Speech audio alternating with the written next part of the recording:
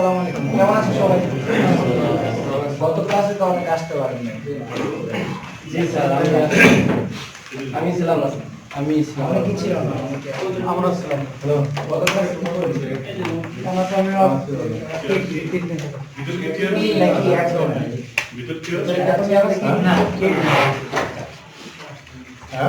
আচ্ছা, ইয়ের কিডনির একটা রোগ পড়াইছিলাম আর হচ্ছে মনি পড়াইছিলাম, তাই তো?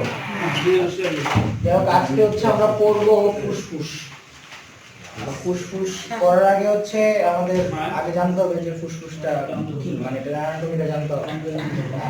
আমরা খুব গ্রসলি দেখবো যাতে আমাদের বুঝতে অনেক সুবিধা হয়। আচ্ছা, আগে হচ্ছে প্রথমত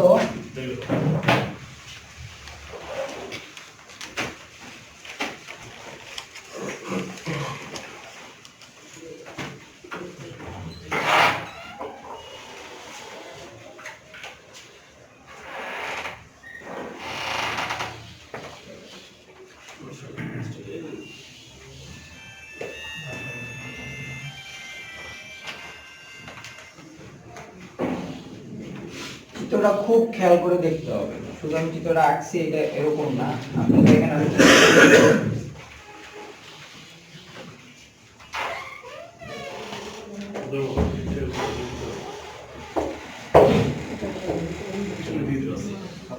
ওইখানে প্লাস্টিকেরটা একটু হাতে হাতে উঁচু করে দিয়ে দেন আর ওইটা আপনি বসে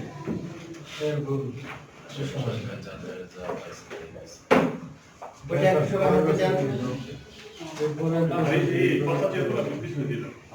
হাতে দেন।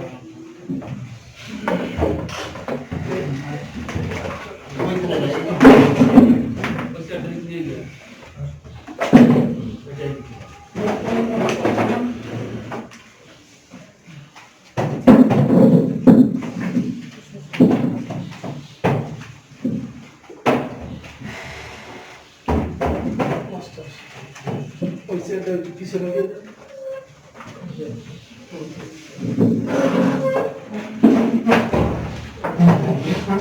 একটু আগে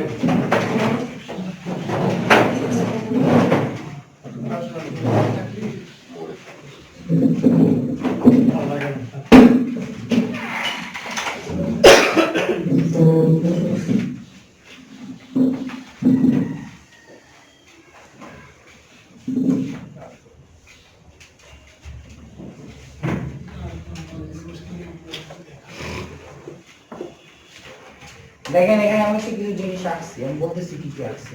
এটা হচ্ছে প্রথমে একটা স্ট্রাকচার দেখছেন, এটা হচ্ছে আমাদের মুখ থেকে শুরু। আমাদের মুখ, নাক দুটো একসাথে যে পিছনে যে একসাথে হয়েছে না, একটা পজিশন নিচে পিছনে যে একসাথে হয়েছে, জানেন কিনা এটা? জানেন না? আমাদের এই যে নাক, এটা নাক, এই নাকের পিছন থেকে যে জাস্ট একটু এইখানে যে এক হয়েছে, আর মুখের এটা জায়গায় এক হয়েছে, ঠিক আছে? মানে ওভারঅল এখান থেকে দুইটাই এসে একটা জায়গায় যায় কি সেম, বুঝতে পারছেন? তারপর পরে ওখান থেকে হচ্ছে আপনার ট্রাকিয়া আর হচ্ছে খাদ্যনালী, দুইটা ভাগ হয়েছে। কোনটা আগে থাকে বলেন তো দেখি? খাদ্যনালী আগে থাকে, সামনে থাকে, নাকি শ্বাসনালী সামনে থাকে? কেউ বলো, একজন একজন করে বলেন। শ্বাসনালীর পক্ষে কে হাত তোলেন? এত কম কেন? আরে এটা কি দেখতেছেন? এটা খাদ্যনালী। এটা খাদ্যনালী।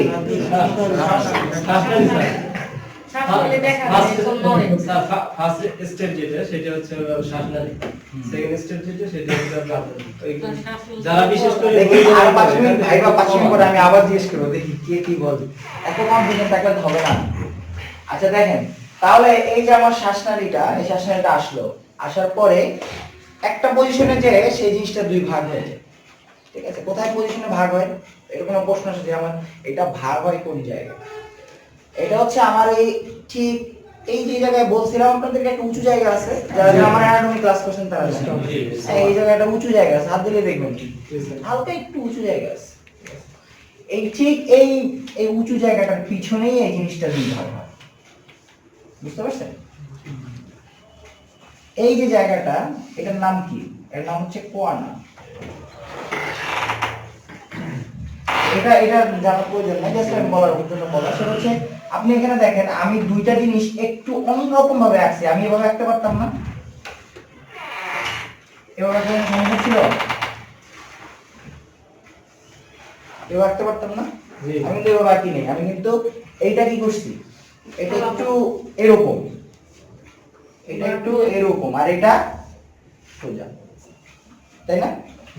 অবশ্যই তো এটা কেন এরকম হইলো বা এরকম কেন আঁকলাম, দেখেন আমাদের লাংসের যে ডান পাশ বাম পাশ দুইটা, এই দুই পাশে এক একটা লাংস যখন তৈরি হয় বা একটা ফুসফুস যখন তৈরি হয় তখন তাদের ক্ষুদ্র একটা গঠন আছে। আমি কিন্তু অনেকবার উদাহরণ দিচ্ছি যে যে কোনো জিনিসের একটা কি আছে, ক্ষুদ্র গাঠনিক একক আছে, মানে যেটা দিয়ে ওটা তৈরি শুরু হয়, যেটা দিয়ে ওটা তৈরি শুরু, যেমন এই ঘরটার কথা আমি বারবার বলি যে একটা ইট দিয়ে কিন্তু এই ঘরটা তৈরি হওয়া শুরু করছে, তারপর আপনি একটার সাথে একটা হইতে তারপর হচ্ছে পুরো থাকছে, তাই না? ঠিক সেরকম একটা ফুসফুস হওয়ার জন্য কি লাগবে জানেন? গাঠনিক একক আমি অলরেডি এটা আগে ক্লাস যারা করছেন তারা জানেন, টুকটাক তখন আমি অ্যানাটমি সম্পর্কে বলছি। আজকে আমি যেহেতু আমার লাংসের কিছু রোগ নিয়ে, আমি ফুসফুসের রোগ, তার আগে এই জন্য আমার ফুসফুসের অ্যানাটমিটা অবশ্যই আপনাদের জানাতে হবে, বুঝতে হবে। তার মানে কি একটা অ্যালভিউলাই থেকে এরকম কয়েকটা অ্যালভিউলাই, এই যে এই ছোট ছোট হচ্ছে এরকম এরকম, মানে ধরেন এই একটা থলি, এই একটা অ্যালভিউলার থলি, এটাকে কি বলা হয়? অ্যালভিউলার থলি। মানে ধরেন এই কিসের উদাহরণ দিব, বেলুন, ছোট ছোট বেলুন, ছোট ছোট বেলুন ধরেন আপনি যদি একটা জায়গায় একটা বলের মধ্যে রাখেন, ছোট ছোট ছোট ছোট বেলুন সব মিলে একটা মধ্যে রাখেন, তাহলে ওই রকম যেরকম হয় ঠিক সেরকম, মানে কয়েকটা বেলুন নিয়ে হচ্ছে একটা থলি, এইগুলা একটা অ্যালভিউলাই প্রত্যেকটা, আর এইগুলা পুরোটা মিলে হচ্ছে একটা অ্যালভিউলার থলি, আর এটা নাম হচ্ছে অ্যালভিউলার নালী। কি অ্যালভিউলার নালী? এই তো ট্র্যাক, মানে যারা যদি ইংলিশ বুঝেন ভালো, অ্যালভিউলার নালী, অথবা বাংলায় বললে অ্যালভিউলার নালী, ইংলিশে বলে ট্র্যাক, ঠিক আছে? ডাকটো বলা যায়। এখন এই যে অ্যালভিউলাই গুলা, এইটাই হচ্ছে লাংসের কি গাঠনিক একক। তার মানে আপনি যদি একদম পরমাণু লেভেলে দেখেন, মানে একদম ক্ষুদ্র লেভেলে দেখেন, তাহলে আপনার লাংসটার কাজ কে করতেছে? এখন এই যে অ্যালভিউলাই, এই অ্যালভিউলাইটা এই যে এখান থেকে প্রথমে আসলে নামছে, নামার পর হচ্ছে আরো কয়েকটা নালী আছে, লাস্টে এখানে আসছে, প্রথমে তো এখানে আসে না, তো এখান থেকে আরো বড় আছে, ঠিক আছে, তারপরে থেকে আরো বড় আছে, তারপরে হচ্ছে এই যে বড় যে ব্রঙ্কাসটা আছি, এইটা, এটা হচ্ছে আমার ট্রাকিয়া, যে মানে যেটা নালী। এখন এই যে ফুসফুসের এই যে অ্যালভিউলাই, এই অ্যালভিউলাই অনেকগুলো অ্যালভিউলাই থাকে, কিভাবে বন্ধ করে রাখলে ভালো হয় কাইন্ডলি। ঠিক আছে, এখানে হচ্ছে আমি এখানে একটা আসার পর দেখেন তিনটা ভাগ করছি, এই যে একটা, এই একটা, এই একটা, মানে আপনার ডান পাশের লাংসটা তিনটা লোবে ভাগ করা। কখনো যদি রিয়েল লাংস দেখেন তাহলে বুঝবেন এটা তিনটা পার্ট, তিনটা ভাগে ভাগ করা, আর বাম পাশেরটা দুইটা ভাগে ভাগ করা, ঠিক আছে? এই জন্য দুইটা দিছি, ঠিক আছে, বুঝতে পারছেন? এখন বাম পাশে দুইটা, ডান পাশে তিনটা। লাংসের ঠিক এই জায়গাটার ভিতরে থাকে হচ্ছে কি হার্ট থাকে, এই জন্য লাংসের এই জায়গাটা একটু এরকম থাকে ছোট। এটা আপনার যখন একটা সত্যি সত্যি একটা লাংস যখন দেখবেন, যদি কখনো দেখা শুরু হয়, আমরা দেখছি হ্যাঁ হ্যাঁ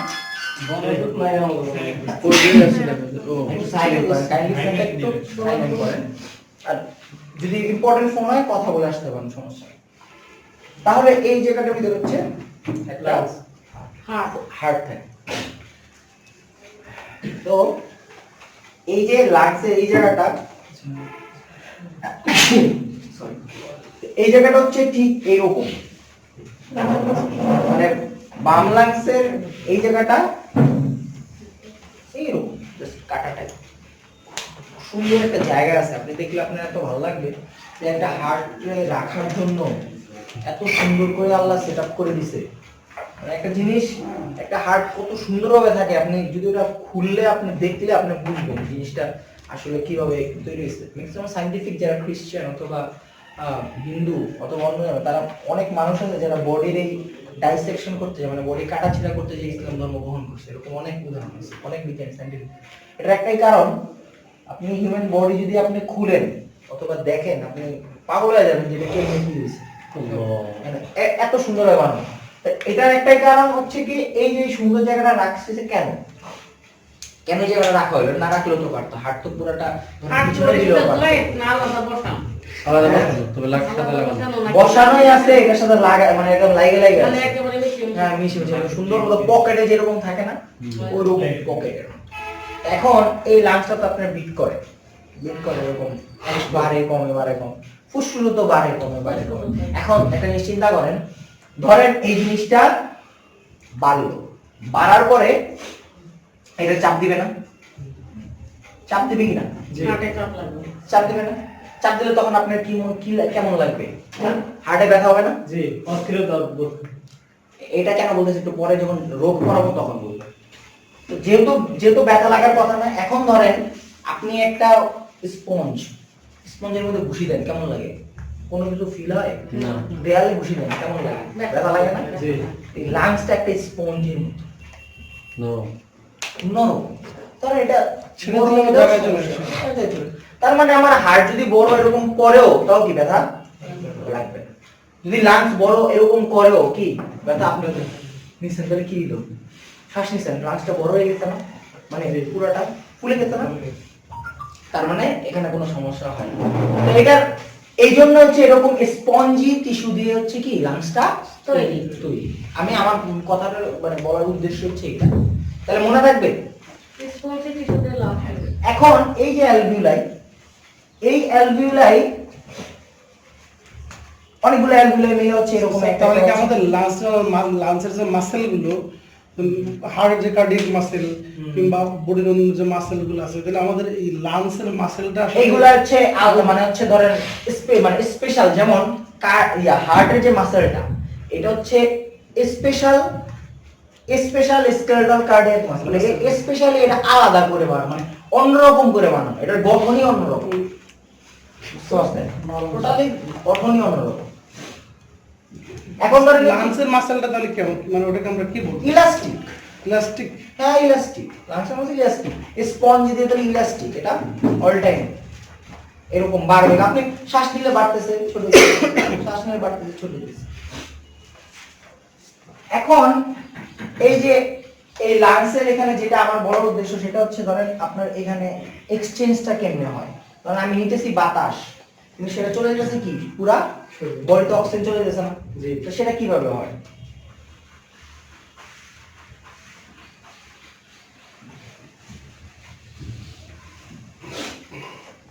এই দেখেন এরকম অ্যালভিউলার আশেপাশে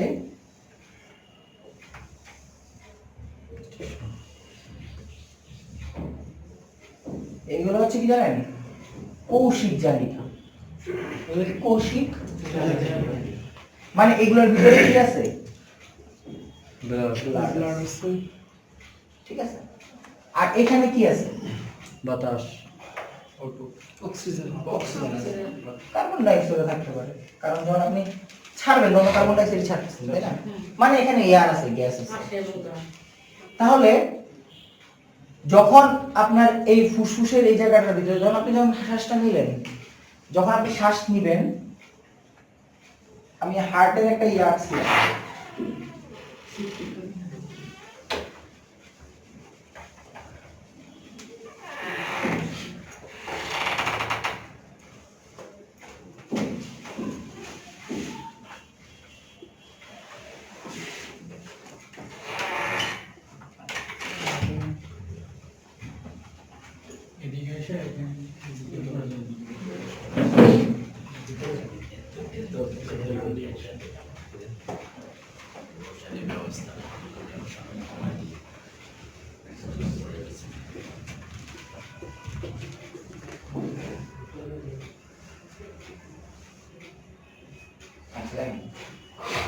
আমার সারা শরীরের ব্লাড যখন আপনি শ্বাস নেন তখন কি হয়, মানে আমার অক্সিজেনটা ভিতরে ঢুকতেছে, আমার সারা শরীর থেকে এই যে এখানে যে ব্লাডটা আসে সেটা কি সমৃদ্ধ? Carbon dioxide CO2 carbon dioxide. তারপর এটা এদিক দিয়ে যায় হচ্ছে এখানে কোথায় যায়? ফুসফুসে যায়। ফুসফুসে যায় কি করবে সে? রিফাইন এই যে এখান থেকে সে কার্বন ডাইঅক্সাইডটা ছেড়ে দিবে, ঠিক আছে, আর অক্সিজেনটা সে নিয়ে নেবে, ঠিক আছে। এই ক্যাপিলারির মাধ্যমে, এই যে ক্যাপিলারি, এই ক্যাপিলারির মাধ্যমে, ক্যাপিলারি মানে হচ্ছে কৌশিক জালিকা, কৌশিক একটা শিরা আর একটা ধমনী, এই দুটার মধ্যে যে কানেকশন মানে যোগ করে এটা হচ্ছে কৌশিক জালিকা। একটা ধমনী শেষ হলে একটা কৌশিক জালিকা শুরু হয়, আর কৌশিক জালিকা থেকে আবার কি শিরা তৈরি হয়। এরকম পেটে দুই একটা জায়গা বাদে বাকি সব জায়গায় কি সিস্টেম এরকমই। তো এই যে এখান থেকে যেটা নিল মানে সে অক্সিজেন নিল, কার্বন ডাইঅক্সাইড ছাড়লো, তাহলে এই যে অক্সিজেনটা আবার এখানে চলে আসলো। এবার আপনার সারা বডিতে এই যে অ্যাওয়াটা দিয়ে কি অক্সিজেন চলে গেল সারা body। এটা বুঝছেন কিনা? আপনাদের ব্যাচে আমি কি এটা পড়াইছি? হার্ট পড়াইছি? পড়াইছি। এটা তো বুঝার আমি একটা জিনিস জানার, ওইখান থেকে ওই আপনার বেলুন বলি বা এলভেলাই বলি, ওই জায়গাটাতে অক্সিজেন টিস্যু নিচ্ছে, কৌশিক জালিকা নিচ্ছে, হ্যাঁ আবার কার্বন ডাইঅক্সাইড গ্রহণ করতেছে। একই জায়গা থেকে দুটি কেমনে হয়? ব্যাপন প্রক্রিয়া। হ্যাঁ ওই যে এটা হচ্ছে আপনার একটা এক্সচেঞ্জ হয়, এটা হচ্ছে আপনার ব্যাপারের মাধ্যমে। ধরেন এখানে কিছু চাপ থাকে আর এখানে কিছু চাপ থাকে, চাপের তারতম্যের কারণে এখান থেকে কিছু এখানে চলে যায়, এখান থেকে কার্বন ডাইঅক্সাইডের চাপের জন্য কার্বন ডাইঅক্সাইড যায়, অক্সিজেনের চাপের জন্য অক্সিজেন যায়। সিম্পল ব্যাপার। আপনি এরকম ব্যাপার চিন্তা করার কোনো কারণ নাই যে একই জায়গা থেকে কার্বন ডাইঅক্সাইড দিতেছি আবার অক্সিজেন দিতেছি। আপনার ব্লাডের ভিতরে কার্বন ডাইঅক্সাইড আছে, অক্সিজেনও আছে, কোনটার পরিমাণ কম কোনটার পরিমাণ বেশি। এখন আমার এইটা টোটালি যখন এক্সচেঞ্জ করে, কারণ এই জায়গাটা তো আমার কার্বন ডাইঅক্সাইড মধ্যে ব্লাডটা তারে পাঠিয়ে দিতে হবে, তাই না? সে অক্সিজেনটা নেবে। এই যে কৌশিক জালিকা বললাম না, তো কৌশিক জালিকার একটা অংশ আছে কি শিরা, ঠিক আছে, আরেকটা অংশ আছে কি? তো যে আপনার কার্বন ডাইঅক্সাইড মধ্যে রক্ত নিয়ে যায় তার সে ছেড়ে দিবে, আর সে ধমনীতে হচ্ছে কি নেবে? অক্সিজেন মধ্যে রক্ত নিয়ে নেবে, নিয়ে তারপরে সে ব্লাড সার্কুলেশন চলে যাবে, ঠিক আছে। এই যে এখান থেকে বের হয়, এটা কি? Pulmonary vein. বলছি না যে সারা বডিতে একরকম আর শুধুমাত্র লাংসে ভিন্ন। সারা বডিতে হচ্ছে আপনার যে কোনো আর্টারি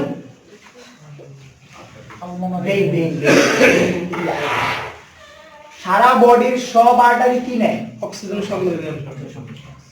সারা বডির সকল ভেইন মানে হচ্ছে শিরা, কার্বন ডাইঅক্সাইড আর আর্টারি মানে হচ্ছে ধমনী। কেউ নাম বলে জিজ্ঞেস করে যাবেন না।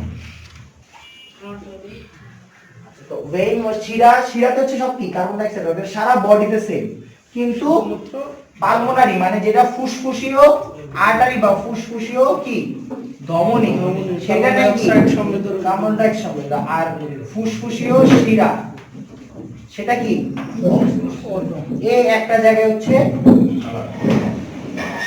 বুঝতে পারছেন?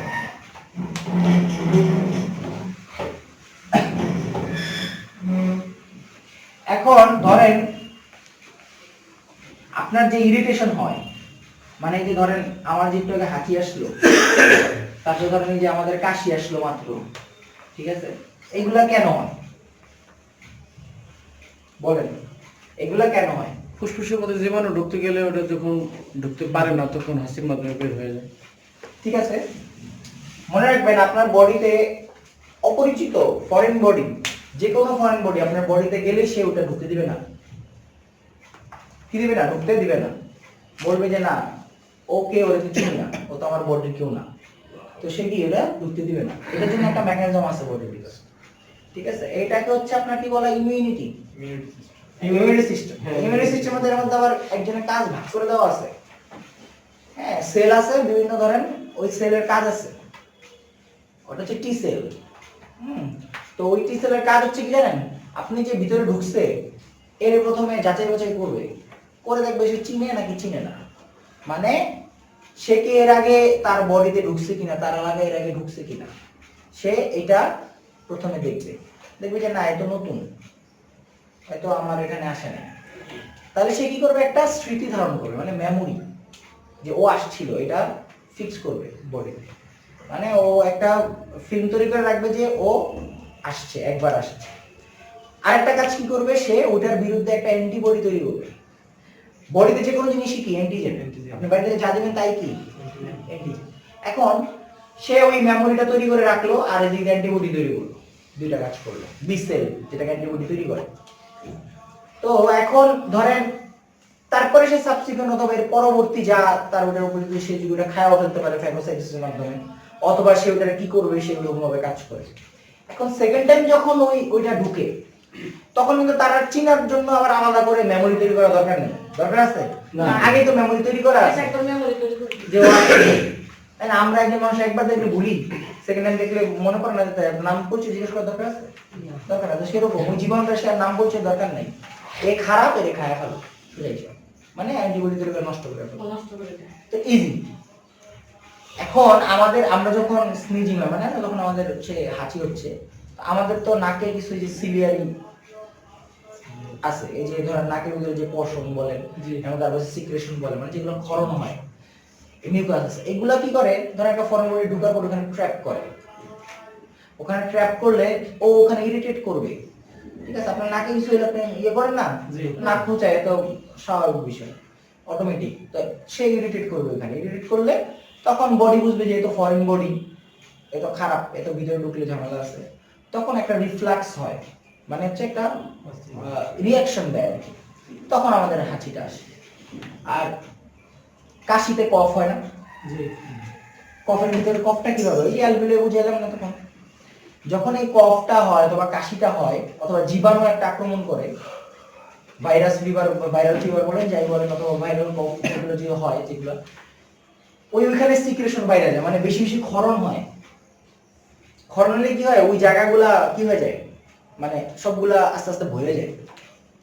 তো তখন তার কিছুক্ষণ পর পর ওখানে হচ্ছে বিরক্ত হয়, মানে বিরক্তিকর একটা সেন্সেশন ফিল হয়। তখন সে কাশি দিয়ে ওই যে কফটা বেরোলো না, ওই অ্যালভিউলারটা খালি করে, বুঝতে পারছেন? তো এই জন্য হচ্ছে অ্যালভিউলারটা বুঝে এলাম, ওইখান থেকে পরে কফটা বের হয়। এবার কফ দেখে বোঝা যায় যে সেটা কি কি কারণে হয়েছে, কেন হয়েছে না হয়েছে। কফটা কি বলতে অ্যালভিউলার ভিতরে জমা হয়, এটাকে অ্যালভিউলার স্পেসে জমা হয়, ওই জায়গায়। এর বাইরে তো ধারার কোনো কথা নেই, আপনি পুরো এয়ারটাকে বুঝলে। অনেক সময় দেখা যায় যে এগুলো সিক্রেশন আপনার গলায় আছে, গলায় আটকায় থাকে, তখন গলা থেকে আমরা ক্লিয়ার করি। মেইনলি সিক্রেশনটা ওখান থেকে, মানে হাইপার সিক্রেশন হয়, একটা যখন ইনফ্লামেশন হয় তখন ওখানে বেশি বেশি মিউকাস সিক্রেশন হয়, বুঝতে পারছেন? বেশি বেশি মিউকাস সিক্রেশন হয়। এর পাশে আসতে বসেন। তাহলে এই হচ্ছে আমাদের মোটামুটি একটা অ্যানাটমি। এখন যারা সিগারেট স্মোকার আছে, যারা সিগারেট খান, যদি বাঁচতে চান আজকে সিগারেট ছেড়ে দেন। সিগারেট যদি বাঁচতে চান আজকে সিগারেট ছেড়ে দেন, ঠিক আছে? কারণ সিগারেট হচ্ছে এমন একটা জিনিস, যেই জিনিসে আপনার এখন মজা লাগতেছে, এখন মনে করেন যে সিগারেট খাইতে ভালোই লাগে না, 15 টাকা দিয়ে একটা ধোয়া খাইতেছেন, এটা তো মাইল ইয়া করে ওটা টানলেও ভালো, এগুলোর কোনো সমস্যা না, মানে নিকোটিন তো কম। তো ধরেন যারা এই যে সিগারেট খান, তাদের এই প্রবলেমটা হবে আফটার 40 ইয়ার্স, আফটার 45 ইয়ার্স, এরকম পর। তো এরপর হচ্ছে কি হবে জানেন, আপনার এই যে লাংসে বললাম না, আমাদের লাংসের কিন্তু সবার ক্যাপাসিটি এক না, একটা যন্ত্র আছে, ওটা হচ্ছে আমরা ওটা ইয়ে করে শ্বাস নিতে ফু দিতে হয়, আমরা দিতাম ওগুলা, আমরা যখন ফার্স্ট ইয়ারে প্রথম তখন ফু দিতে পারতাম। তো ক্যাপাসিটি যাচ্ছে কি অবস্থা আছে, ওটার বলা হচ্ছে আপনার নামটা মনে করতেছে না, ফ্লো এক্সপায়ারি, এরকম একটা ওটাতে দেখা হয় আর কি, আপনার ফ্লো এক্সপায়ারি রেট দেখা হয়, আপনি কতটুকু ফ্লো দিতে পারেন, মানে আপনার নাক দিয়ে এমনি আমাদের ফু মারতে হয় এরকম জোরে, বাল্বগুলো কতটুকু পর্যন্ত আমি ওটা তিনটে বাল্ব, ওই এরকম ওই একটা কাটা আছে হলুদ, তো আপনি জোরে দিলে বোঝা যায় যে কতটুকু আপনার লাং ক্যাপাসিটি। যারা সিগারেট খায় ওটা ওরা 2000 দিতে পারে না, আর রসুন দিতে পারে না। আমি তো সিগারেট খাই না, ওটা আমিও দিতে পারি না, ওটা আমার আম্মা। মহিলাদের বিষয়টা অন্যরকম। আমার উঠেই না হবে, এত তো। মহিলাদের বিষয়টা অন্যরকম, আপনি একদিন জোরে দিন দেখবেন।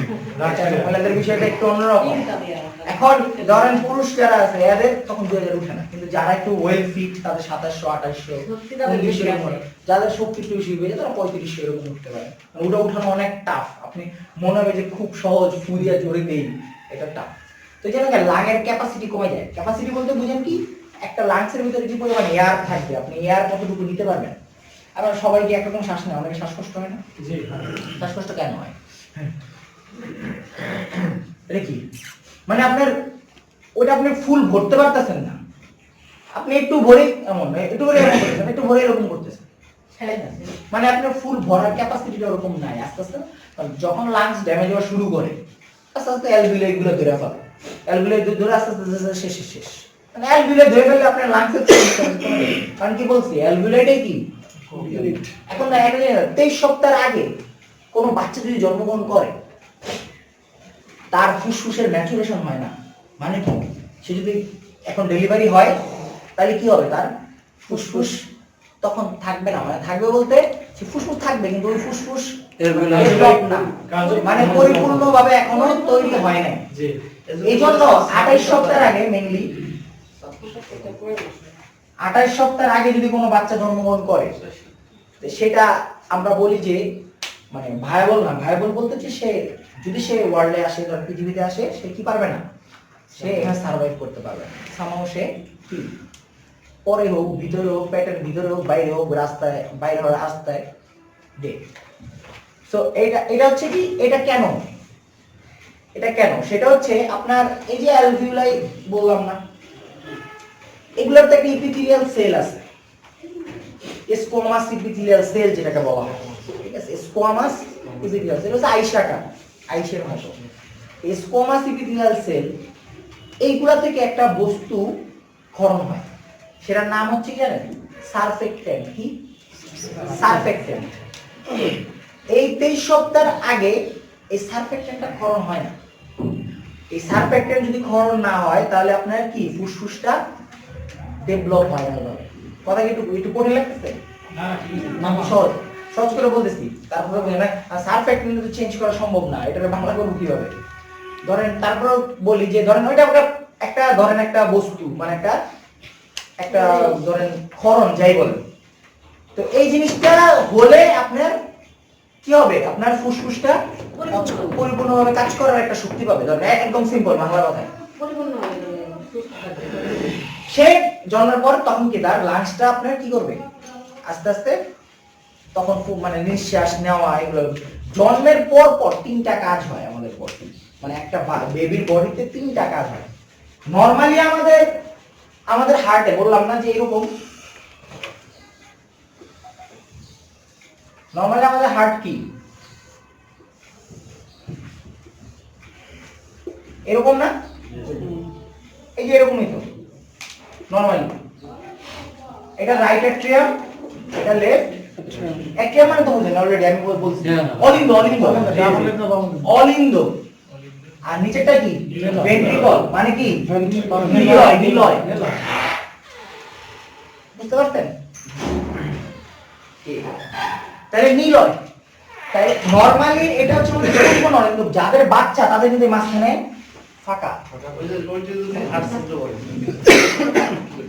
এটা বাচ্চা বলতে ধরেন ওই ফিটাল যখন সে পেটের ভিতরে, কারণ কি বলেন তো, তখন তার কি হয় নাই, অক্সিজেন গ্রহণ লাংস তখনও কি হয় নাই, ডেভেলপ হয় না। সেই জন্য এখানে ডিরেক্ট পাথওয়ে, ডিরেক্ট পথ। আবার যখন ধরেন এই যে ব্লাডটা এখান থেকে আসলো, সে কি করে, লিভারে যায় না, ঠিক আছে, লিভারে যায় না, সে ডিরেক্ট আপনার নিম্ন মহাশিরা চলে যায়, মহাশিরা থেকে তখন চলে আসে। কেন তাকে ফেসিলিটেট করা, তাকে সুবিধা দেওয়া, যে তার কষ্ট কম করতে হবে। রেস্ট রাখছে। হ্যাঁ, তো কষ্ট কম, পেটের ভিতরে আছে, এর এত কষ্ট দিয়ে লাভ নাই। এর জন্য ঠিক যেই মুহূর্তে বেবিটা জন্মগ্রহণ করে, করার পর যখন সে কান্না করে, দেখুন বেবি কান্না করা, নরমালি কান্না করলে কি খারাপ না? মানুষের মনে কষ্ট থাকলে কান্না বান্না করে, কিন্তু বেবি কান্না করা ভালো। ধরেন যদি কোনো বাবু কান্না না করে, কান্না করে না, কামে ঝামেলা লাগে, সে কান্না করবে। একটা বেবি যখন বাচ্চা বের হবে সে কান্না করবে অবশ্যই, ক্রাইম। কাঁদবে কেন? এত ওই যে এরকম একটা খারাপ দুনিয়া আসছে, কাঁদবে না? না স্যার এটা তো না। ভালো ছিল, ভালো থেকে অন্য জায়গায় আসছে। না ওইখানে যে এখন কি ঘটে? ধরেন কান্না করার সে একটা একটা স্ট্রেস কন্ডিশন থেকে সে বের হইছে, হ্যাঁ। সে পেটের ভিতরে তো আওয়াজ করার সুযোগ আছে। না, নতুন কিছু সে যখন বাইরে আসে আর তখন তার লাংসটাও কি ম্যাচিউর, তার ল্যারিংস কি তখন ডেভেলপড। ল্যারিংস মানে বুঝেন তো, এই যে কথা বলতেছি, জি। ষড়যন্ত্র। বাংলা আমাদের তো বাংলাতে একটু ধরেন বাংলা পড়ি না আমরা কোনো সময়, আমাদের সব ইংলিশে পড়তে হয়, তখন এই জন্য ষড়যন্ত্র, ষড়যন্ত্র না নাকি ষড়তন্ত্র না ষড়যন্ত্র, শর্ত না বলেন, আমি বলেন ষড়যন্ত্র হচ্ছে এটার নাম, ষড়যন্ত্র। আর এটার সাথে আরো কিছু আছে, বকরতল আছে, তারপর আরো কিছু, এগুলো ষড়তন্ত্র, ঠিক আছে? আচ্ছা, তাই ষড়যন্ত্র। না না ঠিক আছে ঠিক আছে, আমি বাংলা এত দুর্বল না, বুঝছেন? স্যার ষড়যন্ত্র হলে তো নেগেটিভ একটা সেন্স আছে। এই ষড়যন্ত্র ওই ষড়যন্ত্র না, ঠিক আছে? এই ষড়যন্ত্র হচ্ছে দন্ত শয়বয় র, আর হচ্ছে মূর্ধন্য ষ আর র। আর এইটা হচ্ছে আপনি বহুত যে পার্থক্য, এইখানেই পার্থক্য। এই যে ষড়যন্ত্র শুনেন, দেখছেন বাংলা, আপনার বাংলা ভাষা আপনার জানতে হবে কোনটার বানান কি। এটা হচ্ছে ষড়যন্ত্র, জি স্যার। আর হচ্ছে ষড়যন্ত্র, উচ্চারণ কিন্তু দুই আছে। ঠিক আছে? নর্মালি বেবি বর্ণের দেখা গেছে অনেক সময় 20 থেকে 30 মিনিট পর তার এই মানে লাং কাজ করা শুরু করে, কারণ ডাক্তাররা দেখা গেছে অনেক সময় তাকে বর্ণের পরে সে মানে রেসপন্স করছে না, তাকে অনেক সময় মালিশ করে ঝাঁকার পরে লাংসটাকে রেসপন্সিভ করার জন্য জাস্ট, আর কিছু না।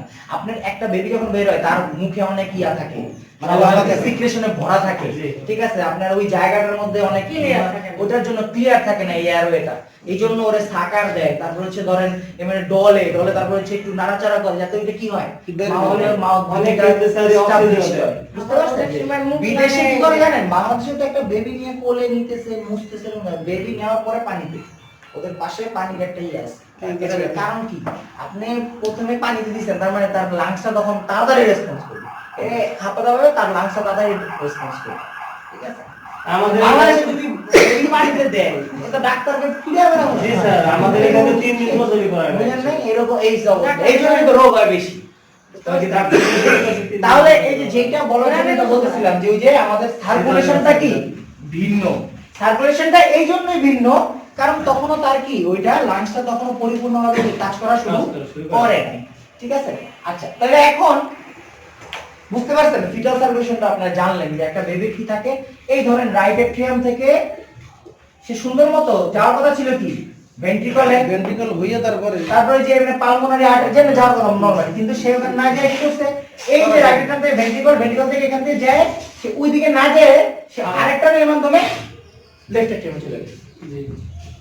বুঝতে পারছেন? পরবর্তীটা বন্ধ হয়ে যায়। হ্যাঁ, এটা পরে বন্ধ, এই যে বললাম কি কি হয়, এটা বন্ধ হয়ে যায়, পরে যে আবার নিচে আরেকটা আছে যেটা লিভারে না যায় ডাইরেক্ট নিম্ন মহাশয়ে চলে যায়, সেটাও বন্ধ হয়ে যায়। বুঝতে পারছেন? এগুলো সব ক্লোজ হয়, যদি ক্লোজ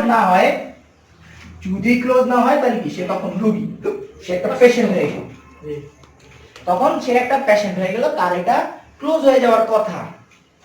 আমরা যারা সুস্থ আমাদের ক্লোজ হয়ে গেছে, অনেকে ক্লোজ হয় না, তারপর এটা আস্তে আস্তে হয় সার্জারি মাধ্যমে পরে ক্লোজ করে দেয়।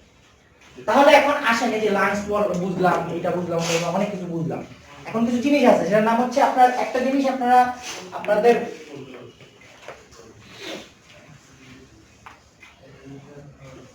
টিবির নাম শুনেন না এমন কেউ আছেন? শুনছি স্যার।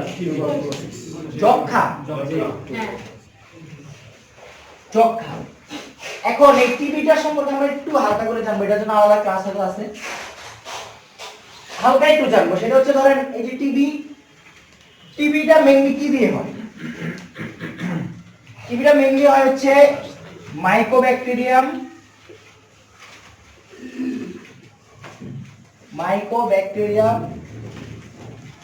টিউবার এটা একটা একটা কিসের নাম? এটা একটা জীবাণু। আরো আছে মাইক্রোব্যাকটেরিয়াম বোভিস, ঠিক আছে, আরো অনেকগুলো আছে। আচ্ছা, এই দুটো নাম হচ্ছে মেইন, আপনারা জানেন। একটা হচ্ছে গরুর দুধ খাওয়া থেকে হয়, আর একটা এমনি নরমাল জীবাণু যে পরিবেশ। এখন এই টিবিটা কিভাবে হয় অ্যাকচুয়ালি? লাংস পড়াইলাম না তখন, লাংস তো বুঝেছি, এখন তো বুঝবেন। একটা জীবাণু আমাদের প্রথমে ওই যে ফরেন বডি বুঝাইলাম না, যে ফরেন বডি তো বুঝেছি, যখন সে লাংসের ভিতরে ঢুকার পরে সে একটা জায়গায় ট্র্যাপ হয়, ভিতরে যে একটা জায়গায় সে ট্র্যাপ হয়ে সে ওই জায়গার ভিতরে জীবাণু শুরু করে, তার একটা ড্যামেজিং শুরু করে। তার এই জীবাণুটার নাম আবার বলেন। মাইক্রোব্যাকটেরিয়াম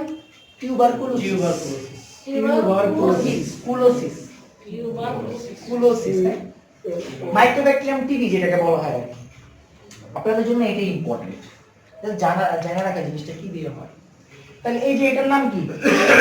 এটাকে বলা হয় ঘন ফোকাস। ঘন ফোকাস মানে একটা ফোকাল এরিয়া। আমি যে তাকাই আছি একটা ফোকাস না, এটা বলে যে এই জায়গায় ফোকাস করো, তো এই একটা জায়গায় ফোকাস, ঘন ফোকাস। এরকম একটা জীবাণু সে, আপনারা মনে রাখেন যে এখানে এরকম একটা সে ড্যামেজিং শুরু করে। এটার সেকেন্ডটা কি লিখছেন? বোভিস। ভিআইএস দুটোই জীবাণু। ও ভিআইএস দুইটাই জীবাণু। জীবাণুটার নাম বলুন। আপনারা প্রথমটা মনে রাখলে হবে, দ্বিতীয়টা যদি চান ব্যাকটেরিয়া না ভাইরাস? ব্যাকটেরিয়া। আচ্ছা, ওই যে টিবির যে ঘন ফোকাস ওইটা কোথায় থাকে মানুষের শরীরে? লাংসে, ফুসফুসে যে কোনো জায়গায় হইতে পারে। আপনি একটা ফুসফুসে যে এ ধরনের এই জায়গায় বসছে অথবা এই জায়গায় বসছে, জীবনটা যেখানে যায় সেটেল হবে, এই জায়গায় যায় সে সেটেল হয়, ট্র্যাপ মানে যে কোনো একটা কত হয় সে ওখানে। তারপরে এখন ধরেন এখান থেকে সে একটা, তার সাথে লিম্ফ নোড। একটা জিনিস মনে রাখেন যে আমাদের বডিতে অনেক লিম্ফ নোড আছে, বডিতে লিম্ফ নোড আছে প্রায় 800 মতো লিম্ফ নোড আছে। এই লিম্ফ নোডের সাথে সে অ্যাটাচ হয়। লিম্ফ নোডে অ্যাটাচ হলে সমস্যা কি? লিম্ফ নোডে অ্যাটাচ হওয়া মানে আমাদের যে কোনো ক্যান্সার যে হয় সেটা লিম্ফ নোডের মাধ্যমে খুব দ্রুত ছড়ায় যায়।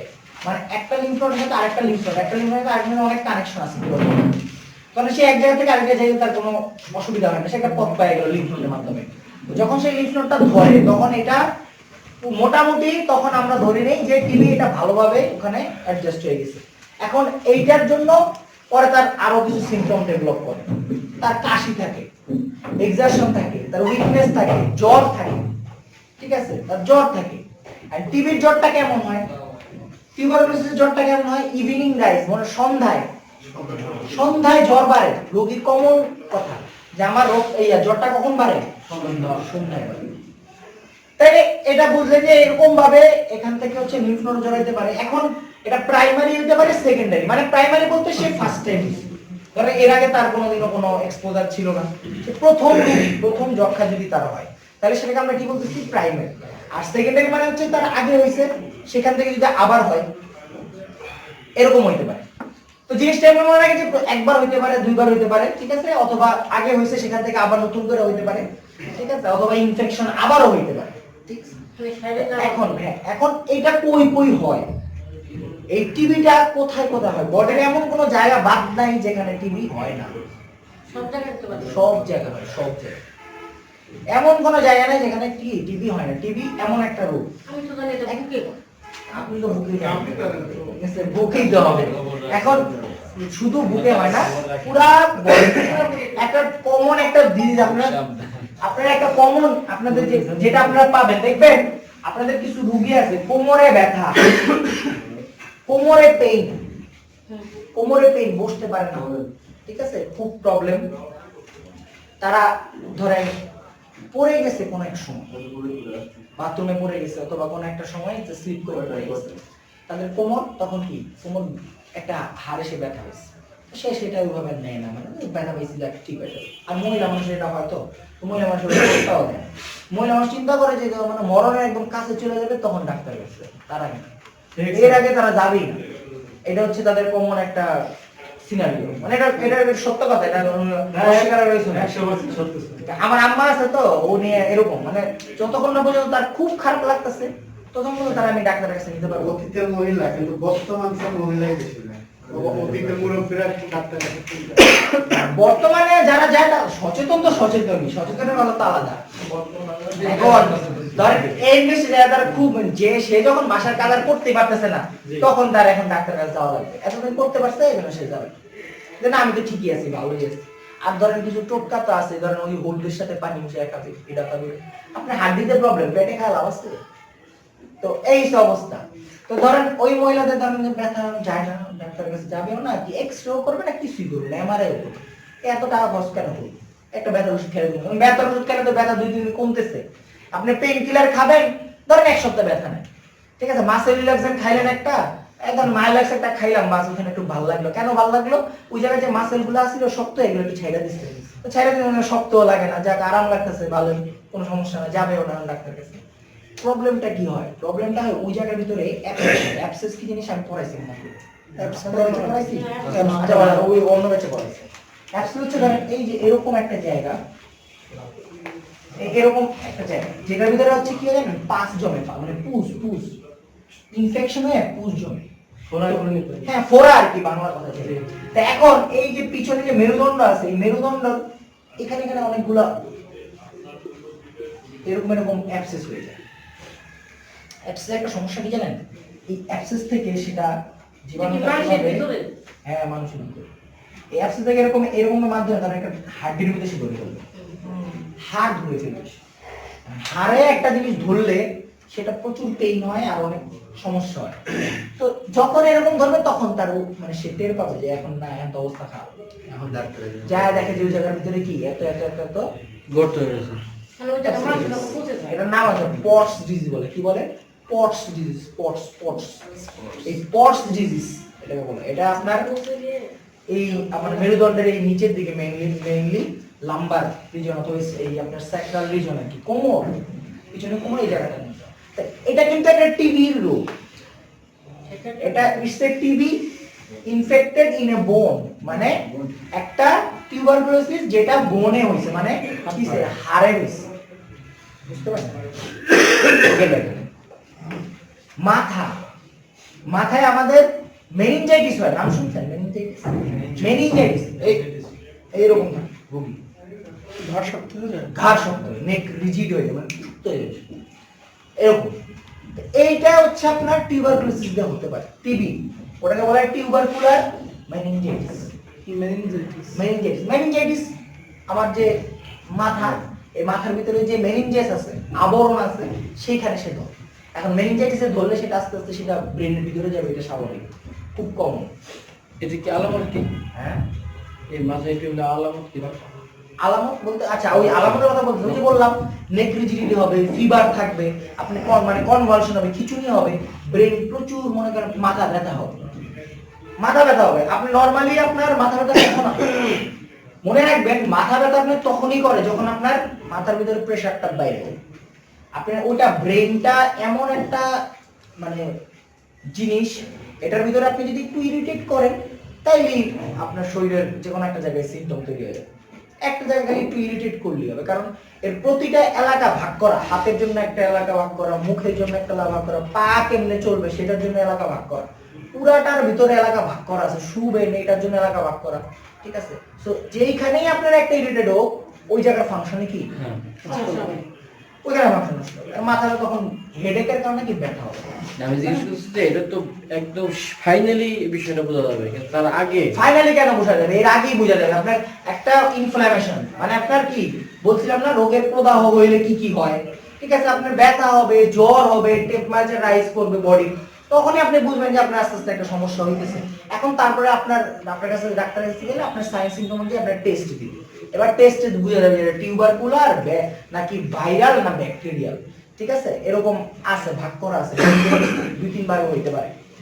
তো এইটা হচ্ছে বিষয়। তারপরে মেন গেল, তারপর লাংসে দেখলাম, ব্রেনে দেখলাম, তারপর হচ্ছে কি হাড়ে দেখলাম। তো এই জিনিসগুলো হচ্ছে আপনার ইম্পর্টেন্ট বেশি, এই 3 জায়গা হইলে একটু মানে আপনার কমপ্লিকেশনটা বেশি হয়। এখন আসেন হচ্ছে আরেকটা জিনিস, সেটা হচ্ছে লাংসে পানি জমে, এটা শুনছেন তো সব?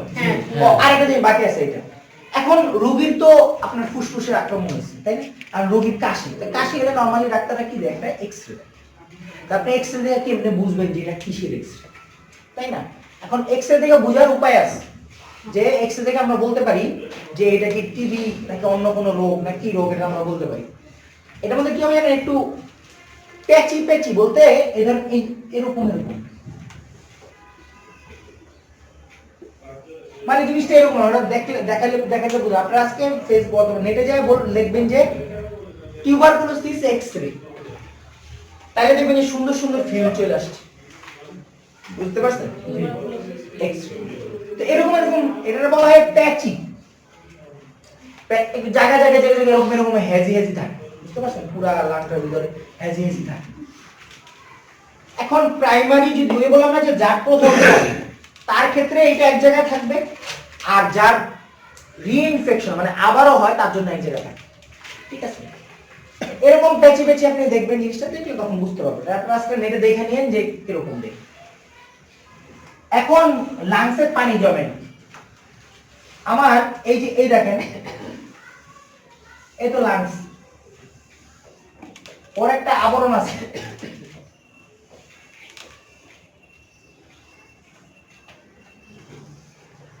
ওর একটা আবরণ আছে।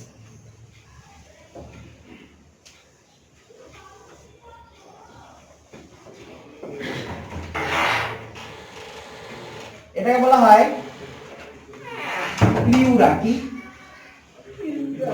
প্লুরা বলেন? প্লুরা, আপনার প্লুরা বলবেন, তাহলে প্লুরা। হ্যাঁ, এটার একটা আবরণ, এই পুরা লাংসটা সে বাইরে থেকে প্রোটেক্ট করে, প্রোটেকশন হিসেবে এটা দেওয়া হচ্ছে খাবারের মতো। খাবারের মতো। এইটা দুইটা জায়গা আছে, একটা হচ্ছে এই যে এইখানে লাগানো, আর একটা হচ্ছে বাইরে। এই দুটার মাঝখানে কি আছে? জায়গা আছে, এই যে স্পেস,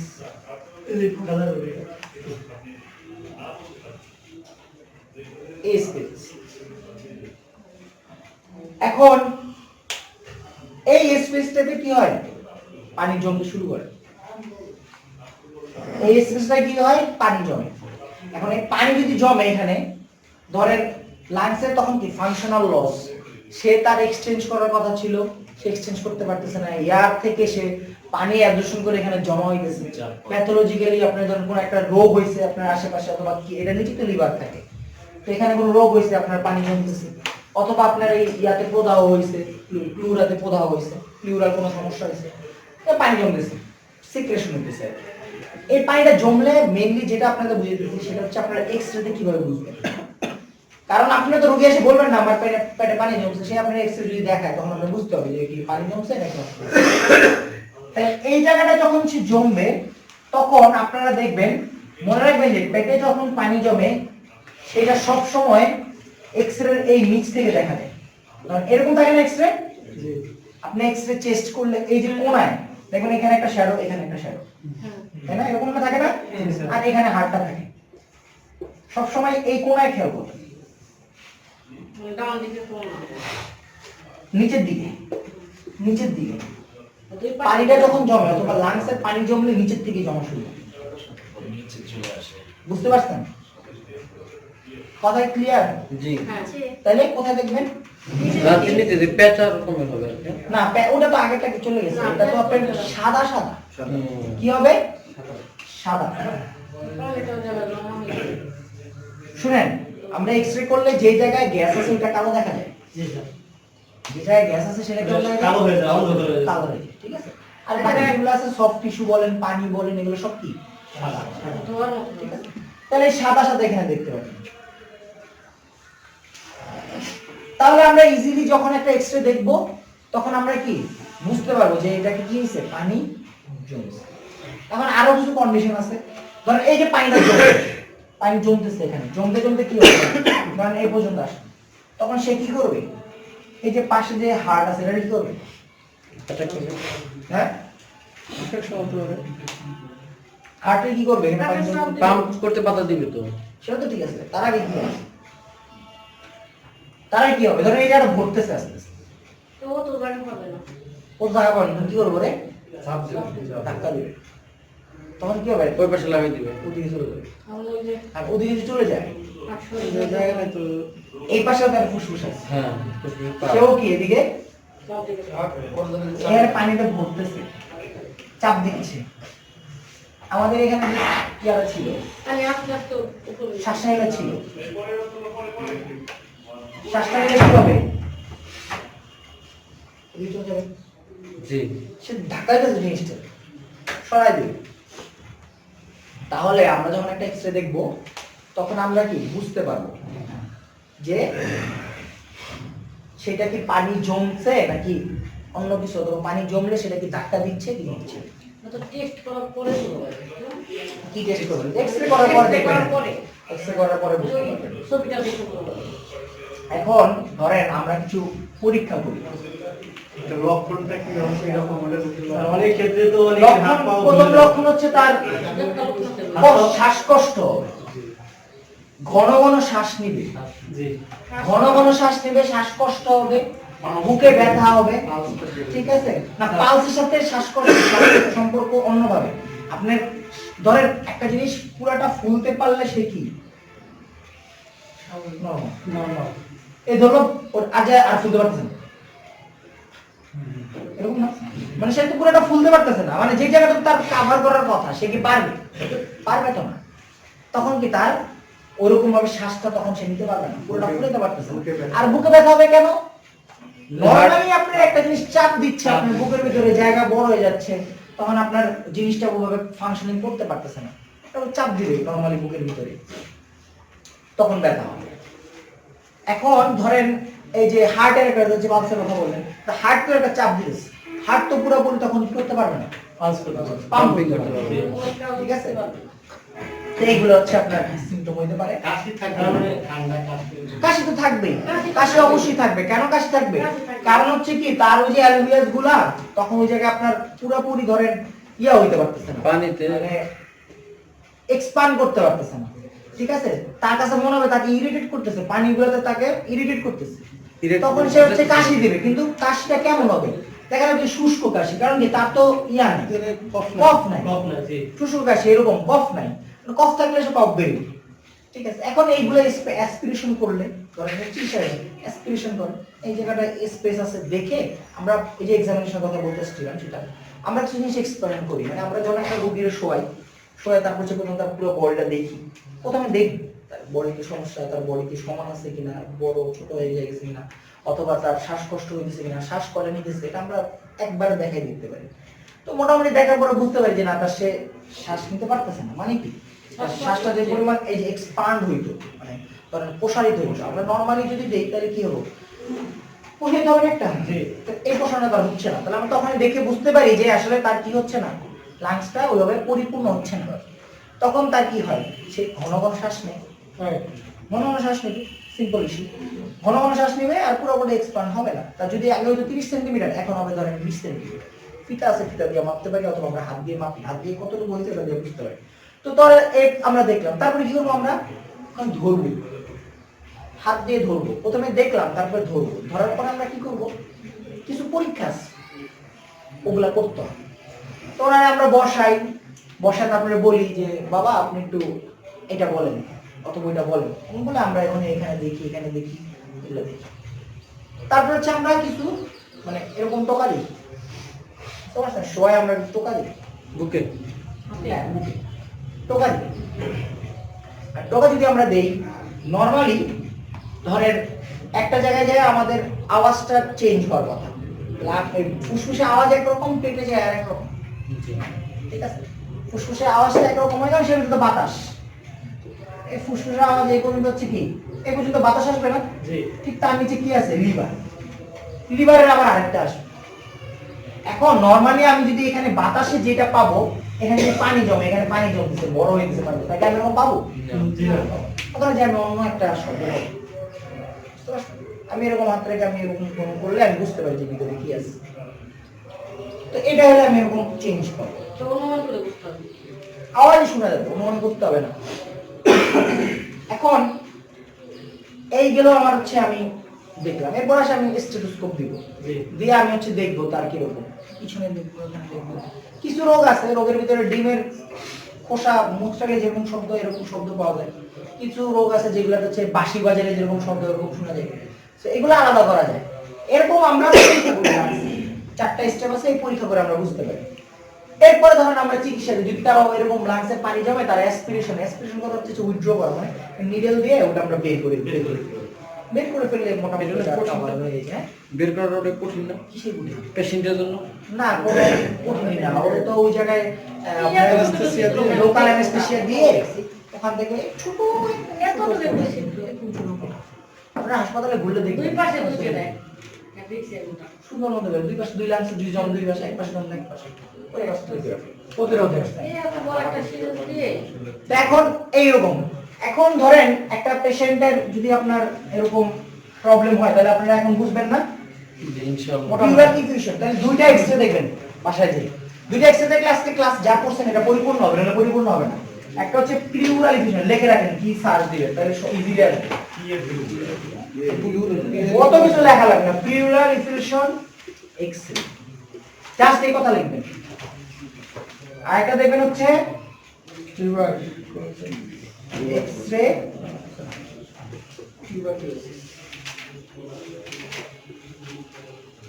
মানুষ কিভাবে সার্চ দেয় জানেন গুগলে? মুখ দিয়ে বলে দিয়ে দিতে আছে, বলে দিলে বের হয়ে চলে আসে।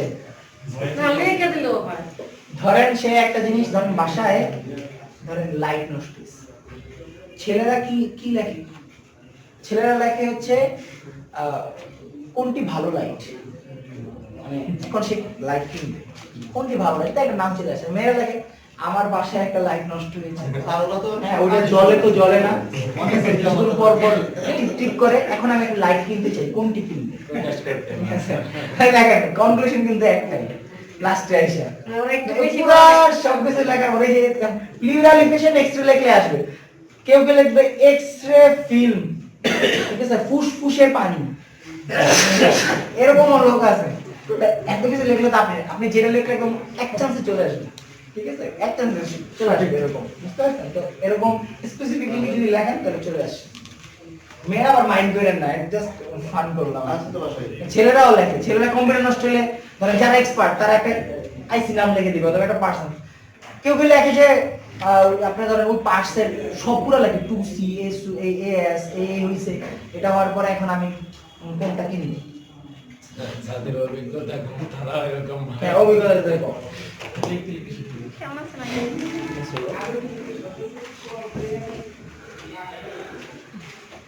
তো এই দুটো এক্সরে দেখবেন, দেখে এক্সরে ভিতরে কি আছে আমার আগামী ক্লাসে বলবেন, লিখে নিয়ে আসবেন। স্যার গত ক্লাস আমাদের কোন দিন স্টেপ আছে? কিডনি পড়াইছিলাম না? জি, কিডনির সাথে আর কি পড়াইছিলাম? পেপটিক আলসার সম্বন্ধে পেপটিক আলসার ডিজিজ পড়াইছিলাম। আচ্ছা ঠিক আছে, নেক্সট ক্লাসে আমি একটু শর্ট করে পরে বাকি ইয়েটা দেখাবো। ঠিক আছে। নেক্সট ক্লাসের শিডিউল কি, আমাদের কি আছে নেক্সট ক্লাস? তাহলে নেক্সট ক্লাসে হচ্ছে আপনাদের, পরে আমি বলি নেক্সট ক্লাসে হচ্ছে আপনাদের, তাহলে আমি ওইটার সাথে পিইউডি, যেহেতু আপনাদের অনেক ক্লাস মিস হয়েছে, তাহলে ওইটা আমি আবার নিব। জি, ভালো, পিইউডি ক্লাসটা আবার নিব তাহলে নেক্সট ক্লাসে, সবাই মনে রাখেন। বেশি আসে ইউনিট ক্লাস। আচ্ছা, পিইউডি নিব, সাথে হচ্ছে পিউডি ল্যাবরেটরিটা ইলাবোরেশন, আর হচ্ছে স্টোমাকের ইয়াটা, পিউডি কি sir? PUD elaboration, peptic ulcer, স্টোমাকের অ্যানাটমি, ওখান থেকে অনেক ধরে মিস ওইটা ওটার সাথে ওটা আর্টস হলো কম, তাহলে স্টোমাকের অ্যানাটমি সাথে স্টোমাকের পিইউডি। আরেকটা আমাদের এর আগে বলছিলাম মতো প্যাট্রিয়টিক ড্রপস আর ডোজ ক্যালকুলেশনের ক্লাস, পেডিয়াট্রিক ড্রপস এবং ডোজ ক্যালকুলেশন। ওটা বুঝাই দেব, ওটা খুব ইজি, খুব easy. 15 milligram per KG body weight, 15 milligram per KG body weight. এখানে 4 বছরের বড় ছোটের জন্য হিসাব আছে 15 অথবা 20, আপনারা 15 হিসাব করেন। 15 মিলিগ্রাম পার কেজি পার বডি ওয়েট।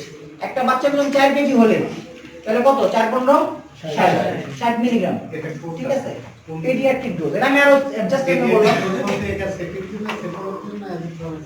না, অ্যান্টিবায়োটিক না, এটা হচ্ছে আপনার নরমাল, ওর যদি আপনি প্যারাসিটামল দেন তাহলে প্যারাসিটামল, ঠিক আছে, প্যারাসিটামল দেন। কারণ বাচ্চাদের ম্যাক্সিমাম ব্যথার ওষুধ দিতে হয় তো, আর ড্রপ দিতে হয়, ম্যাক্সিমাম ড্রপ, বাচ্চাদের মেইন ড্রপ। আর সিরাপ। 10 থেকে 0 থেকে 6 হ্যাঁ মানে আমি বলতে চাইছি যে ধরো বয়স যদি 6 এর বেশি হলো 4 এর বেশি হলো সেক্ষেত্রে 20 মিলিগ্রাম, এর কম হলে 15 মিলিগ্রাম, এজন্য আমি 15ই বলবো। আপনি ওষুধ কম দেন সমস্যা না, কিন্তু ওষুধ বেশি দিলে তো প্রবলেম। একটা এক্সট্রিম এই জন্য মিড রেঞ্জের কথা বলছি, ওটা আমি বুঝাতে পারি। এটা থেকে একটা ক্লাস হবে ওই যে কেয়ার অফ বেবি, আপনাদের ক্লাস আছে পেডিয়াট্রিক্সে, যে ইয়া বা baby feeding care of baby, তখন আমি পেডিয়াট্রিক ডোজটা বলে দিই, ঠিক আছে? তাহলে পিওডি আর স্টোমাক অ্যানাটমি আগামী ক্লাস। আচ্ছা ঠিক আছে, শেষ না? সালাম।